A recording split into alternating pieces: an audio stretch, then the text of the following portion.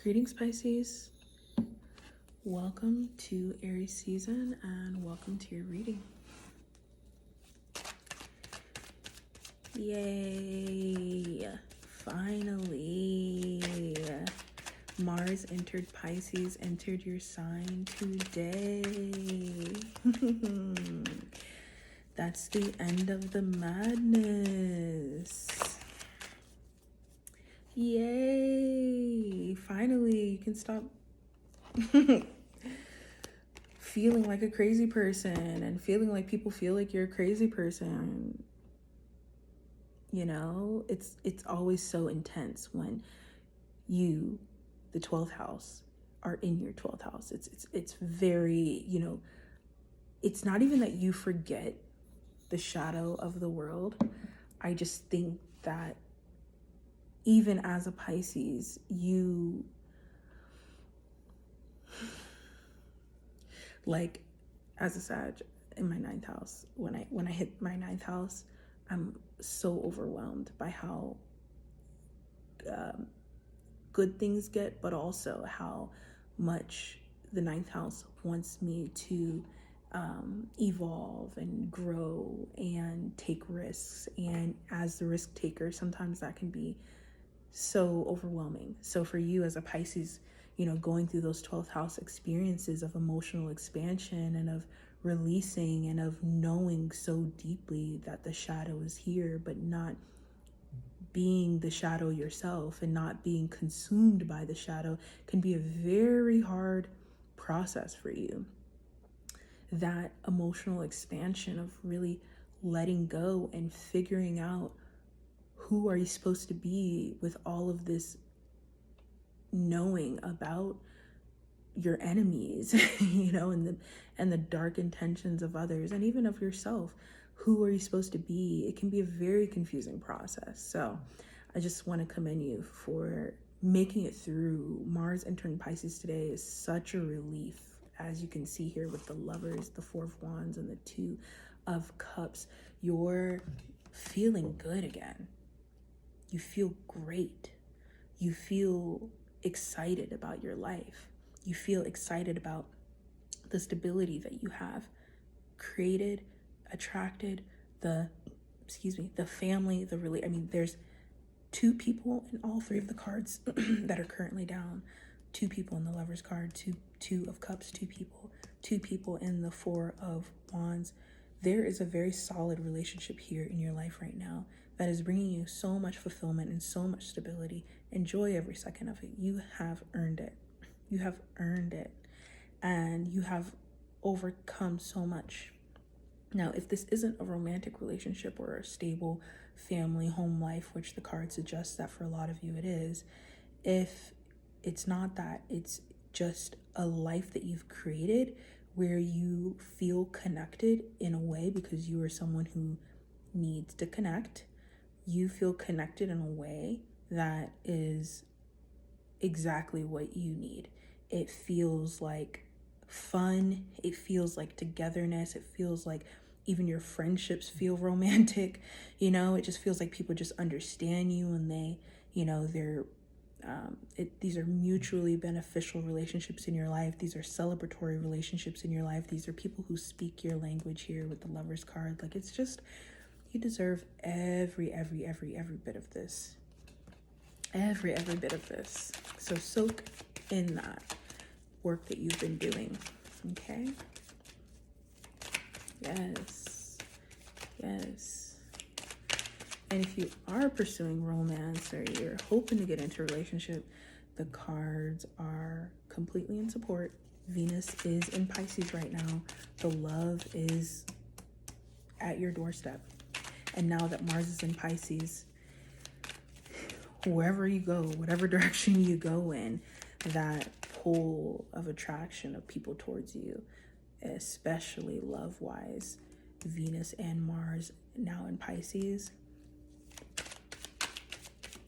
The only thing that I would watch out for, and I would maybe even give a little bit of time for, even if this energy feels fun and, feels like they're a good match, and like I said, they're speaking your language and you want to you're going on dates, you're having a good time together, you're talking about a future together that seems very exciting. It feels like a perfect match, right? Even if that's what you feel, give this some time. Wait until Venus enters Aries on April 5th, because there's a lot of excitement that has built up for you and is still building up for you. There's a lot of excitement, and you're finally just starting to think about your body, your physical experience. And I don't think we realize how behind sometimes different aspects of ourselves are when we're making decisions. So sometimes when you're making a decision, your mind is aligned to what you really want, but your body is not, but your heart is not, or your heart is aligned, but your body is not, and your mind is not. You get what I'm saying? All these different scenarios playing out for you. And so right now, your mind is aligned, but your heart and your body is not. And you need to give those things time to catch up before you make these intense commitments. Because what can happen is that you'll realize later that your body and your heart needed some very specific things that you needed to talk through before this commitment was made. Yeah. So I'm by no means saying don't engage and don't have a good time. I'm just saying it's okay to take your time, and also knowing that now is like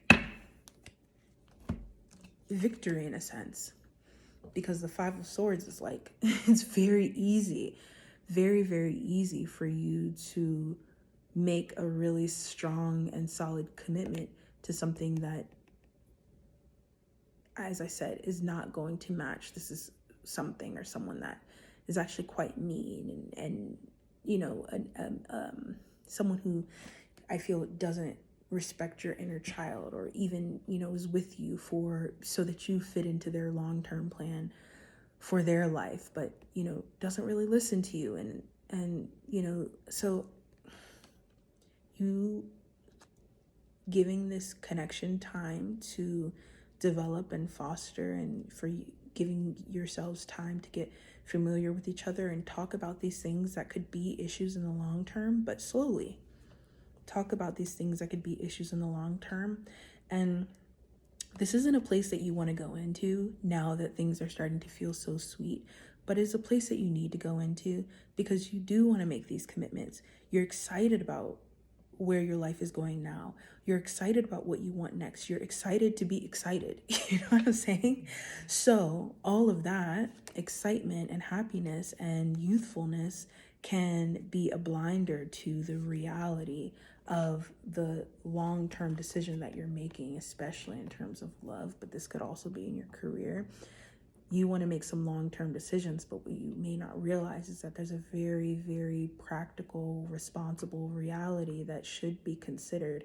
There's a very real and dark side of this person, just like everyone has a dark side.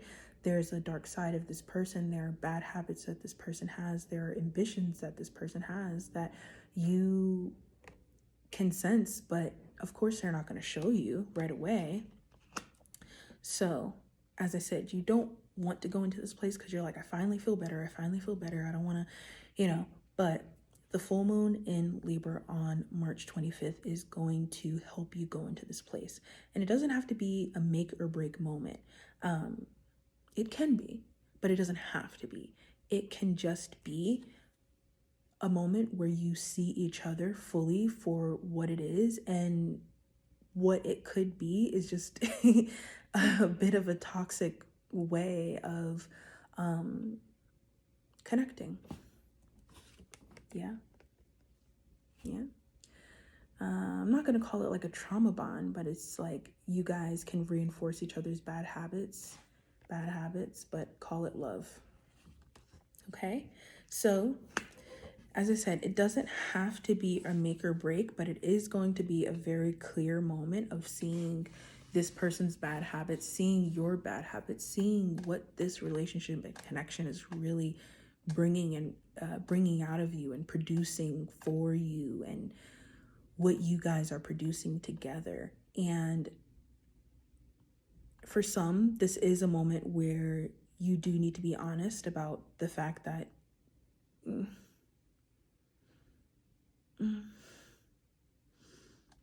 you're doubting this long-term decision, and it's for a reason. Yeah. And you need to have faith that the right type of connection, holding on to this connection just because it's familiar is not the way to go.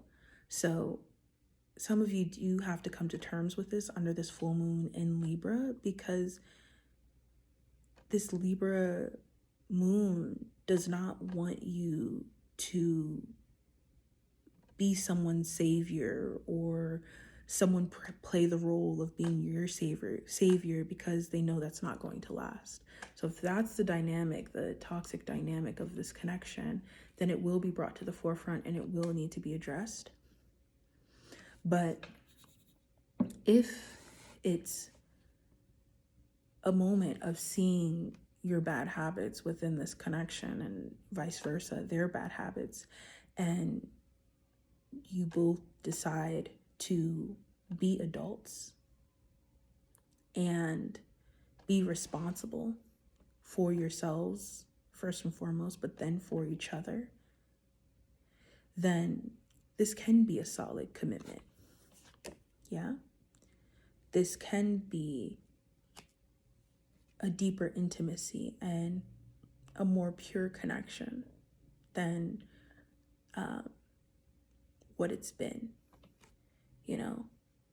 That moment of truth and of harsh and being able to see the person fully and authentically for who they are, essentially their dark side. Being able to see that doesn't have to be a break. It can actually be something that brings you closer together.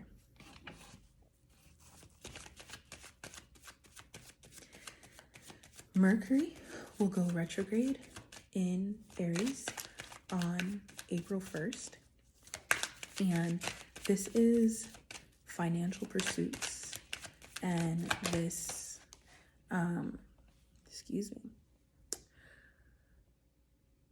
long-term connection and long-term fulfillment. This is those opportunities coming back to you.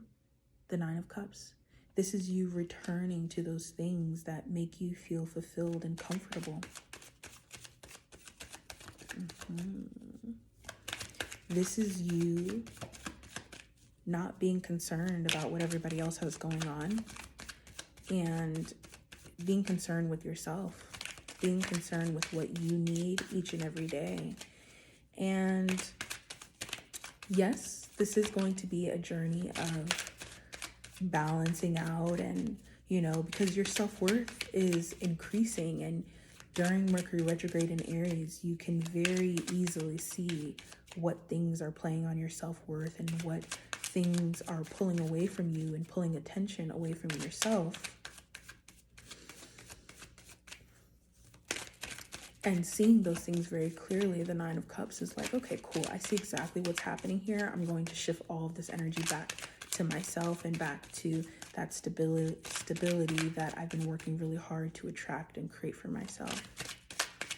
Now, if there is something that you've been wanting to attract, whether this be professionally or a relationship, a stable, traditional relationship, whatever it is that you've been working to attract, this Mercury retrograde in Aries is saying that you need to find fulfillment. This 9 of Cups, you need to feel good about yourself to attract this relationship.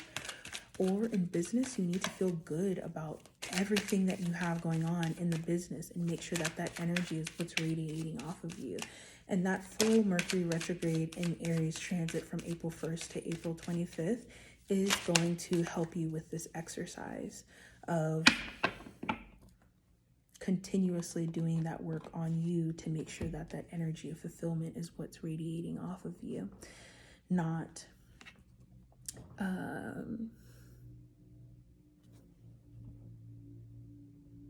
pouring out your energy for everyone and everything, and then having to start from ground zero over and over and over and over and over again.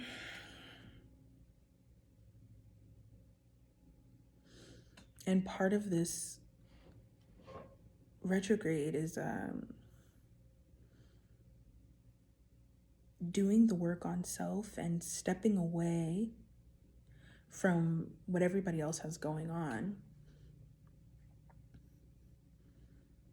because that's the actual key. That's the actual way. You can't be in it and in everything with others and be getting what you need for you. There's no way. There's no way to really, this Libra card here is like, everyone's like, oh, Libra means, showing y'all stuff. Libra means balance.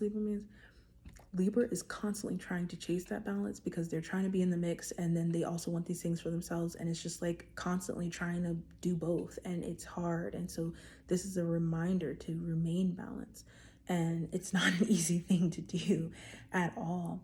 And during this Mercury retrograde in Aries, you actually don't want to be chasing this balance.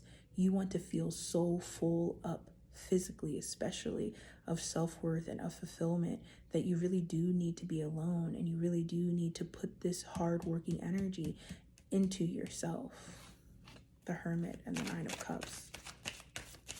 You need to be honest with yourself about what is missing, what you're not giving to yourself. And maybe it's work, maybe it's, you don't feel good enough to do the work, and you don't,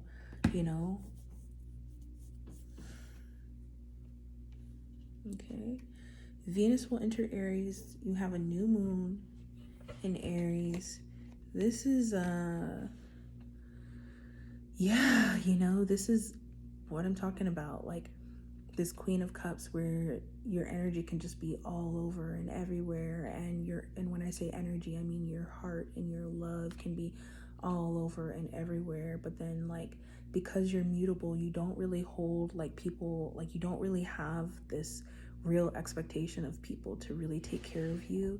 And with all of this energy entering your second house, you change that. You change that way of thinking. You change the way that you give your love, because you value yourself more.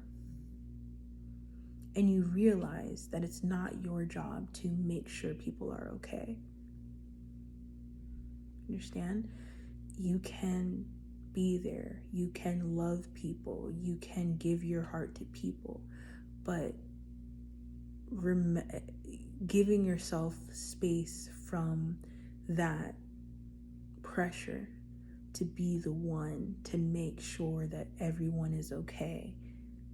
Giving yourself a break from that is what allows your Neptune creativity to be unleashed.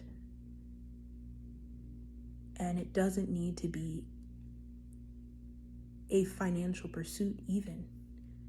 Your worth isn't even just, oh, I want to make money. I want to, it's, I really want to create something that I feel. And that whatever I create will be so hypnotizing that it inevitably is going to attract the wealth. Your second house, this Aries energy, Mercury retrograde in Aries, Venus in Aries, new moon in Aries. But you can't get there when you've got the weight of the world on your shoulders, because then that's all that's coming out of you. And of course, there's an opening for wealth and financial security through carrying that weight. Of course, you know that. But there's another way that frees you a little bit more and doesn't equal lives lost. And you get to find that way. And you get to love that way, and you get to hold on to that. and not feel guilty about it and not feel pressured about it. You actually just understand that none of that was your responsibility in the first place. That's on God. On God. I love you, Pisces. I'll see you in Taurus season, where we're going to talk a lot. In the meantime, you can schedule your private and birth chart readings with me through the link in my description. The Aries season kickoff Instinct is out now on YouTube, and the Aries season playlist Pulse is available on Apple Music, and the link is in the description. See you in Taurus season. Love you so much.